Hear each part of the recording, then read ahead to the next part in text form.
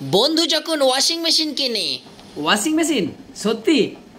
বলছি শোন না, বলছি আমার না দীর্ঘ 20 বছরের কিছু পুরনো জামা কাপড় আছে, আবার কিছু জামা কাপড়ের দাগও উঠছে না, তারপর এক একজন তো গন্ধই অজ্ঞান হয়ে যাচ্ছে। বলছি একটু ভালো করে কেচে দিবি তোর ওয়াশিং মেশিনে?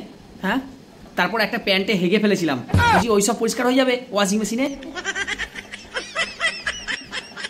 আর আমার বিছানার চাদরে মুসুম্বি লেবুর রস পড়ে গেছিলো, তারপর ওই ছাপটা আর উঠছে না, ওগুলো পরিষ্কার হবে? ওগুলো একটু করে দিবি? বলছি তোরটাই ঢুকিয়ে একটু করে দে না, মানে তোর ওয়াশিং মেশিনে ঢুকিয়ে একটু করে দে না।